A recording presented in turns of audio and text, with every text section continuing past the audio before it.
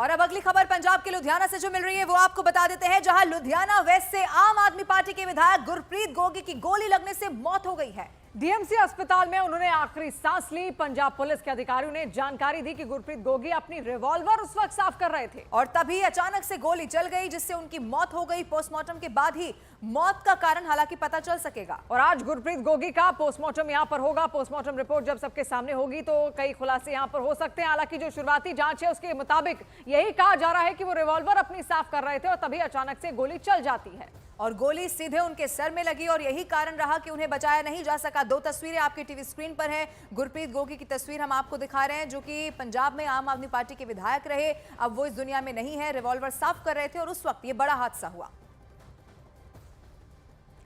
आम आदमी पार्टी विधायक गुरप्रीत गोगी की मौत से आम आदमी पार्टी में शोक है। मंत्री बरिंदर कुमार गोयल ने गुरप्रीत गोगी के घर जाकर परिवार को सांत्वना दी है और पंजाब के मुख्यमंत्री भगवंत सिंह मान ने भी उनकी मौत पर दुख जताया है। तो देखिए, जांच का ये पूरा विषय है। जांच यहां पर हो भी रही है। पोस्टमार्टम रिपोर्ट आज सामने आ जाएगी, उसके बाद जो सच्चाई है वो निकल कर भी सामने आएगी। लेकिन उससे पहले जैसे ये खबर सामने आई, आम आदमी पार्टी में शोक की लहर। कभी सपने में भी नहीं सोचा था कि ऐसा कुछ हो सकता है। एक ऐसा जिंदा दिल इंसान था जो हमेशा खुश रहता था, लोगों को खुश रखता था, हर समय उसकी अलग ही बात होती थी। तो ऐसा कभी सोचा नहीं था। गुरप्रीत गोगी जी बहुत ही बेबाक और हमेशा लोगों के मुद्दों को बड़ी बेबाकी से और लोकप्रिय नेता थे। बहुत ही अफसोसजनक और दुखदाई रात को खबर मिली है और हमारे पार्टी प्रेसिडेंट अमन अरोड़ा जी तभी पहुंच गए थे वहाँ। मुझे लगता है गुरप्रीत गोगी जी की जिस तरीके से डेथ हुई है, ये पूरी पार्टी के लिए और लुधियाना के लिए एक भारी क्षति है। और अगली खबर मध्य प्रदेश के देवास से है, जहां 10 महीने के बाद महिला की हत्याकांड का बहुत बड़ा पर्दाफाश हो गया है और आरोप यह है कि महिला के साथ लिव इन में रहने वाले शख्स ने ही हत्या कर शव को फ्रिज में रख दिया था और फिर घर छोड़कर वो वहां से फरार हो गया। पुलिस ने आरोपी संजय पाटीदार को उज्जैन से गिरफ्तार कर लिया है। इसके अलावा उसने मकान किराए पर लिया था और जहां पर वो पिंकी के साथ रहता था, लेकिन जब उसकी कुछ बात को लेकर अनबन हुई तो वो पिंकी को मौत के घाट पहले उतारता है और फिर उसका शव फ्रिज में रख देता है। वहीं अब तक की जांच में पता चला है कि आरोपी संजय पाटीदार 5 साल से लिव इन में रह रहा था और शादी का दबाव बनाने पर आरोपी ने गला घोटकर अपनी ही लिव इन पार्टनर की हत्या कर दी, उसे मौत के घाट उतार दिया।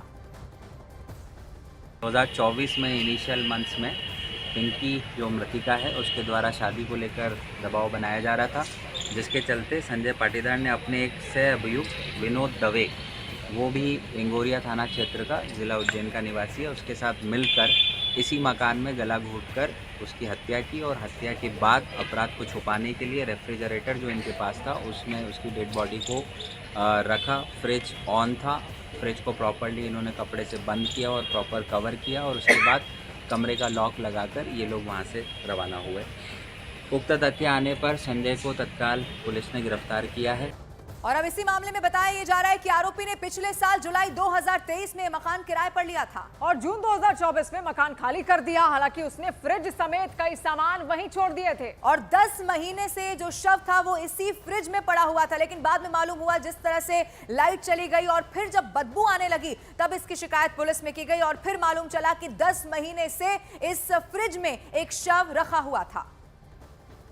इसमें संजय पाटीदार जी को मैंने रेंट पे दिया था, जिसकी सारी साक्ष्य हमने प्रशासन को दे रखा है। मुझे आज 9:30 पे इन्फॉर्मेशन मिला तो मैं तुरंत यहाँ देवास आया। प्रशासन आ चुकी थी और लीगल मैटर है, मेरा कुछ भी इस पर कमेंट करना सही नहीं है और बाकी पर मैं सपोर्ट कर रहा हूँ प्रशासन को। ये मैंने दिया था जुलाई 2023 में। न्यू पर रेंटर हैं, उन्होंने स्टडी रूम है एक्चुअली बाहर, उसको उन्होंने खोला तो उनको डाउट हुआ, उन्होंने तुरंत इन्फॉर्म किया प्रशासन को भी, मुझे भी। मतलब पिछले कई महीनों से रूम में किसी का आना जाना नहीं था? ये मुझे आइडिया नहीं। ये आपके नए किराएदार कब से रहना है यहाँ पे? ये जून से, जून या जुलाई।